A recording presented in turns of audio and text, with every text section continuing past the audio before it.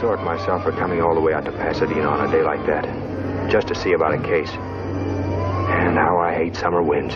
They come in suddenly off the Mojave Desert, and you can taste sand for a week. I knew it was the voice of the girl on the phone that had got me. And I was reminding myself how often your ears play a dirty trick on your eyes.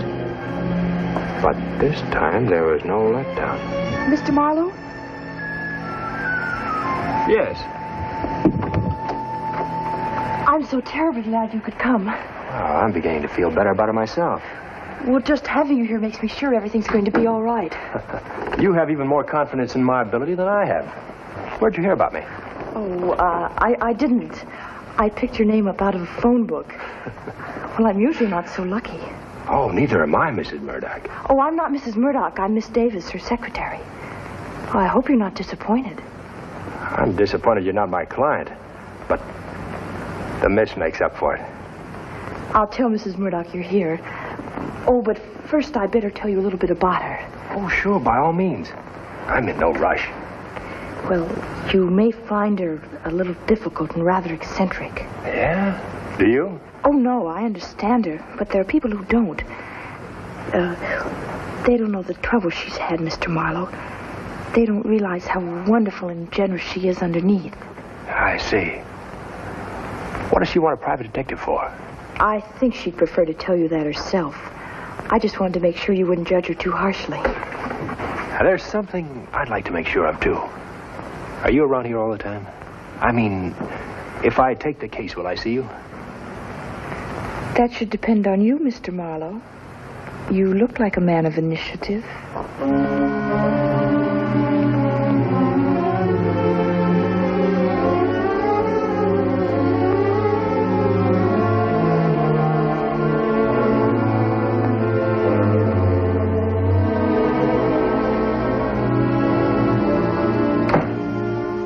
What's he here for? Why she sent for a detective? I'm sorry, but I can't tell you that, Leslie. Your mother wouldn't like it. I have a right to know. Tell me. Leslie, don't. Let me go, please.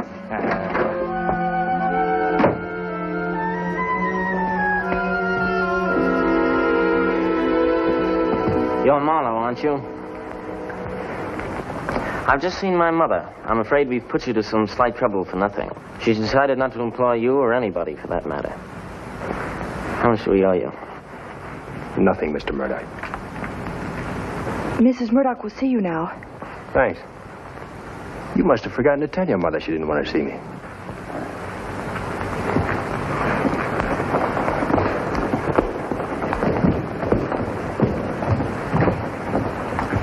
Right in there.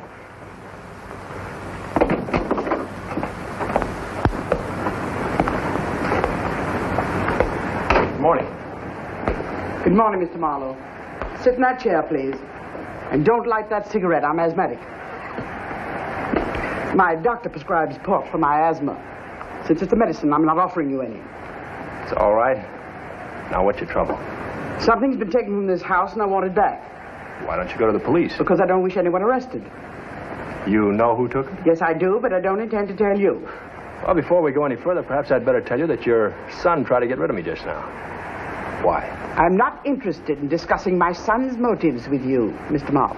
Well, have it your way. What's been taken? A coin. A rare gold coin called the Brasher doubloon. A what? The Brasher doubloon. It's a collector's item, worth at least $10,000, probably more. It's a mint specimen. There are only 2 of them in the whole country. The Smithsonian Institute has the other. Where was it taken from? From that safe in there. May I see inside? Marlowe! Who besides yourself has the combination? Only my secretary, Miss Davis, and my son. Yes, Mrs. Murdoch. Open the safe for Mr. Marlowe.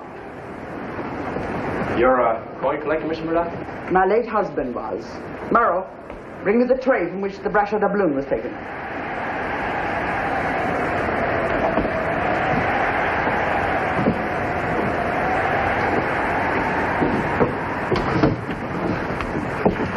Wait outside, please. What did the kid do? Twist your arm? Mrs. Murdoch will hear you. Why do you have to take that stuff from him? Mr. Marlowe, please. What's the matter, Murdoch? Can't you find it? She's got it.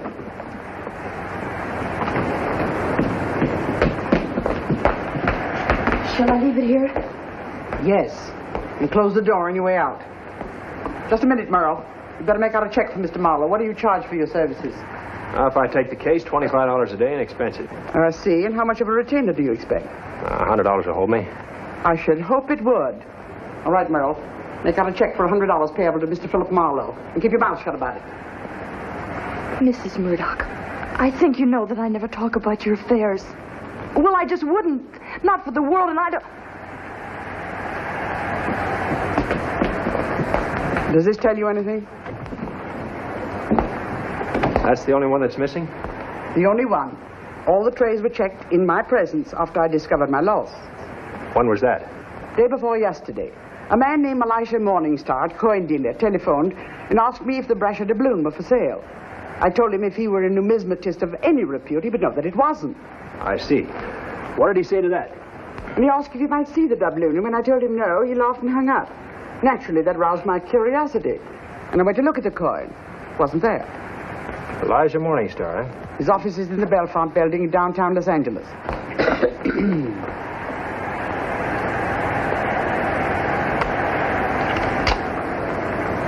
Here you are, and I hope you're worth it. To tell you the truth, I expected an older man, someone more intelligent looking. I'm wearing a disguise. So you don't think your son's eagerness to get rid of me has any bearing on the case? Mr. Marlowe, as I've already told you, your job is merely to get the doubloon back. If you'll handle this matter for me, you'll handle it in my way. Sorry, that's not the way I work, Mrs. Murdoch. If I have to do only what you want me to do, I can't take the case. Indeed, and how do you work? First of all, I insist that my clients tell me everything, and then I handle things my way. It's known far and wide as Marlowe's muddled method. Good day.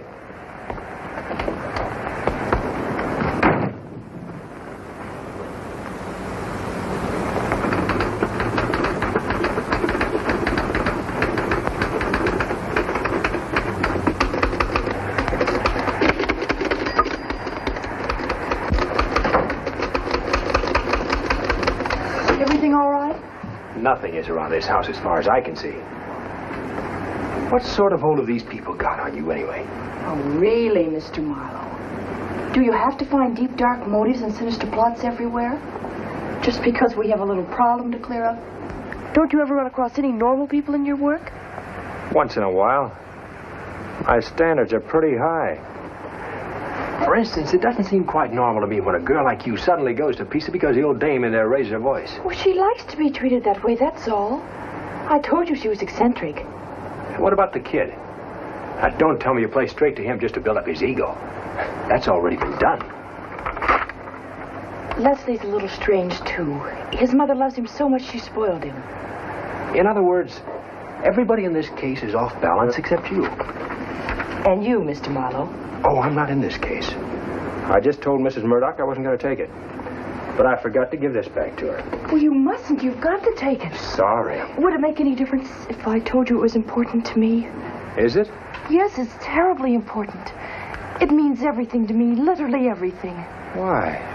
Did you take the doubloon? I can't tell you that. I mean, I don't know. I see. There's just an ordinary little problem to be cleared up here. You're a perfectly normal girl. You just don't happen to remember whether or not you stole a $10,000 coin. But getting it back means literally everything to you.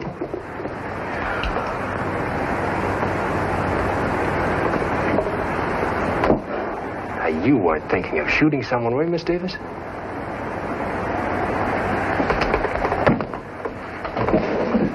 Look.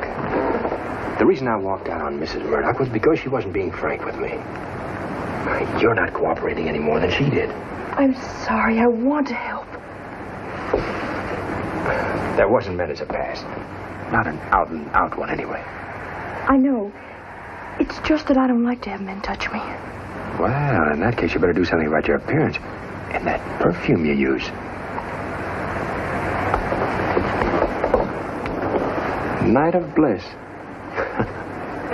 You just can't seem to make up your mind, can you, Miss Davis? I should have said I wasn't used to being touched. It's a phobia, I guess. Oh, sure. Well, that doesn't mean I wouldn't like to get over it. I think I can help you there. Come here.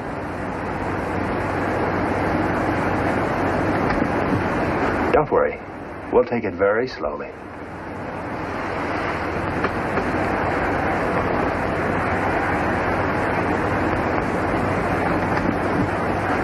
See?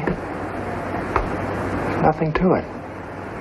About 6 lessons from now, you ought to be doing fine. Does that mean you'll take the case? Both cases. Yours and Mrs. Murdoch's. Merle! Now, look, you don't have to act in here. She can't see you. Tell her I'm on the payroll. And I'll be back for another lesson.